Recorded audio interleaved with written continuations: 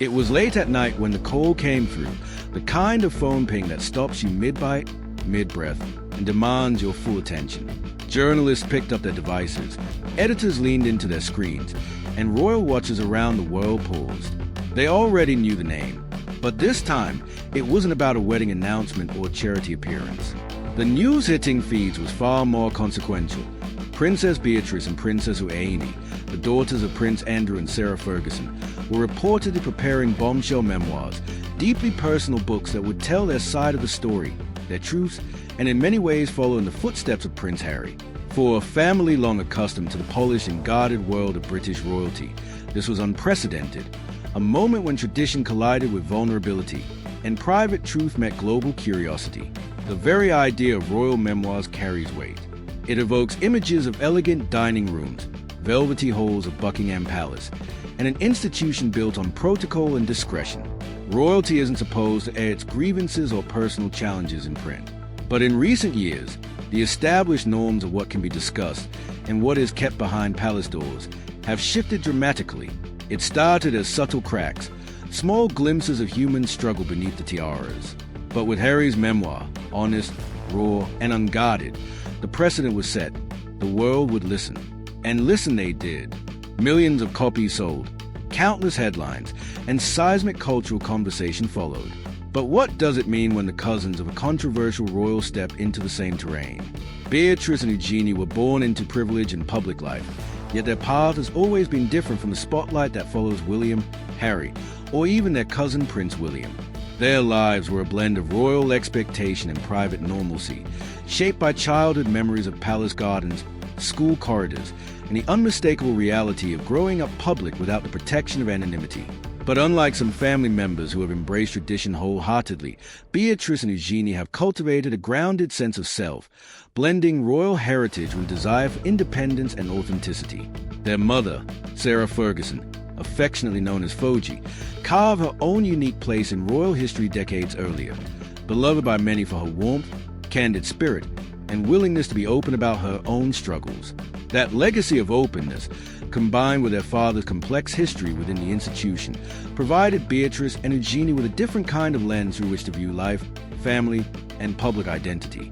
They were no strangers to public interest in their personal experiences long before the idea of a memoir emerged. Yet they never sought attention for its own sake.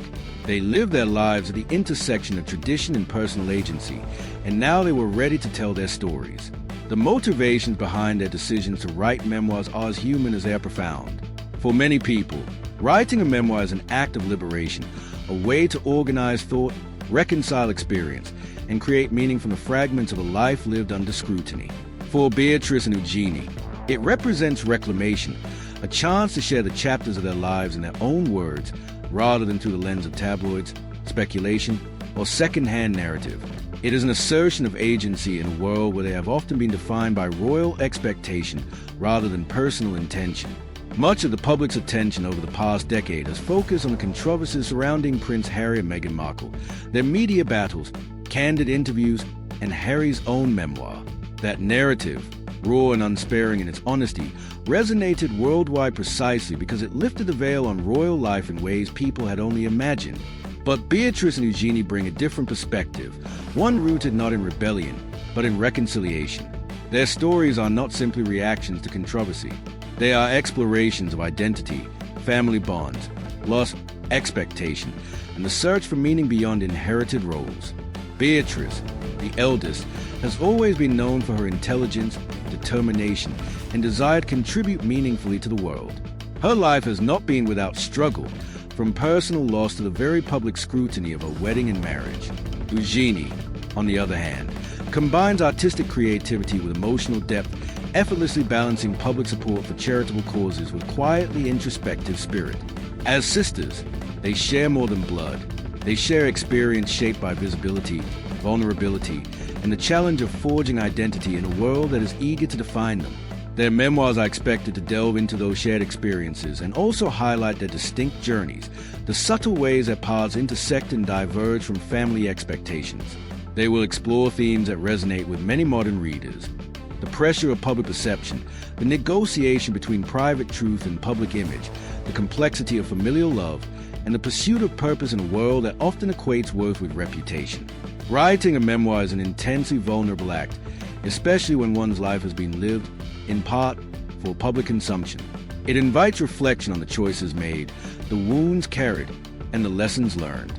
For Beatrice and Eugenie, this process is as much personal healing as it is creative expression.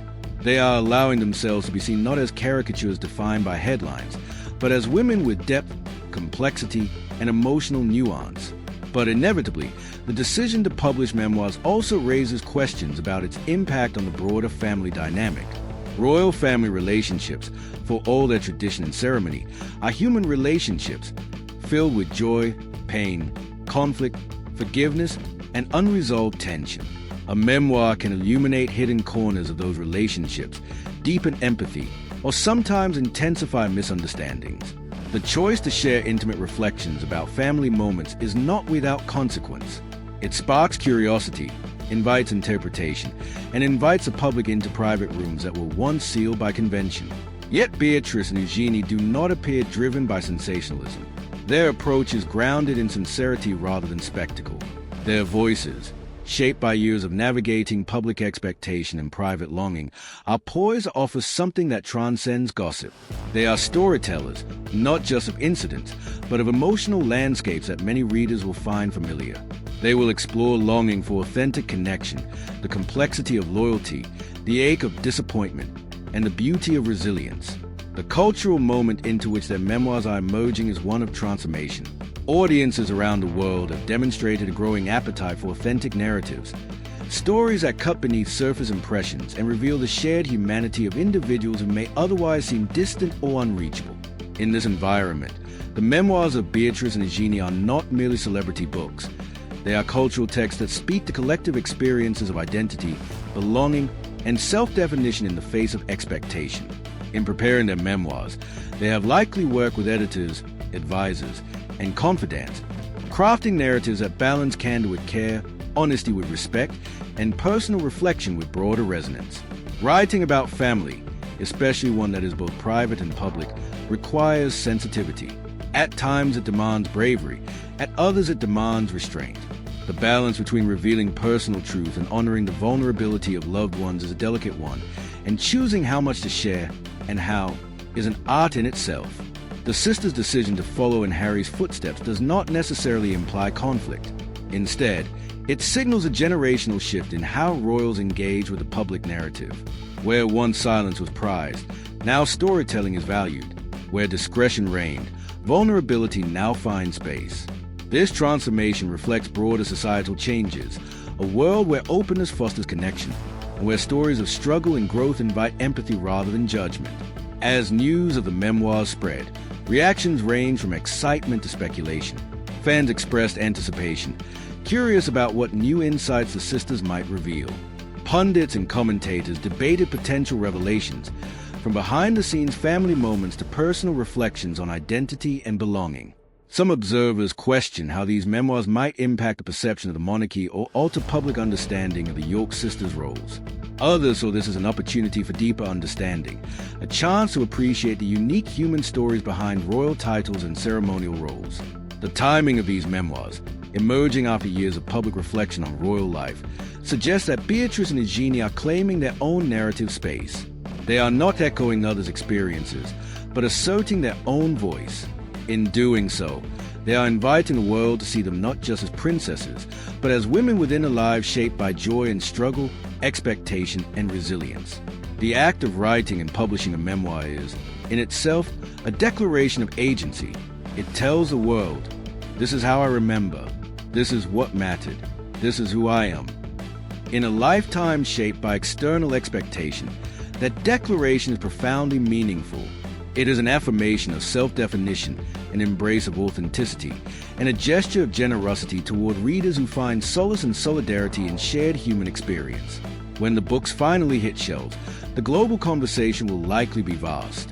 Readers will absorb the stories, reflect on the emotions, and connect with the universal themes that underlie specific personal experiences. Some will find inspiration in the sisters' courage. Others will appreciate the honesty of reflection. Still others will see their own experiences mirrored in these pages. In the pursuit of identity, the challenge of public perception, and the ongoing journey toward peace with one's own story. In the end, Beatrice and Eugenie's memoirs are not just royal revelations. They are explorations of what it means to live a life that is both deeply personal and widely observed. They are testaments to the power of narrative, how our stories shape us, how we shape our stories, and how shared tales of heart and struggle connect us all in ways that titles never could. And perhaps most importantly, their choice to speak openly, honestly, and with emotional courage reminds us that authenticity is not a threat to tradition, it is an evolution of it. In claiming their own voices, they are not just telling their stories. They are inviting others to reflect on their own, in a world that increasingly values truth, depth, and the bravery it takes to say, "This is me, and this is my story,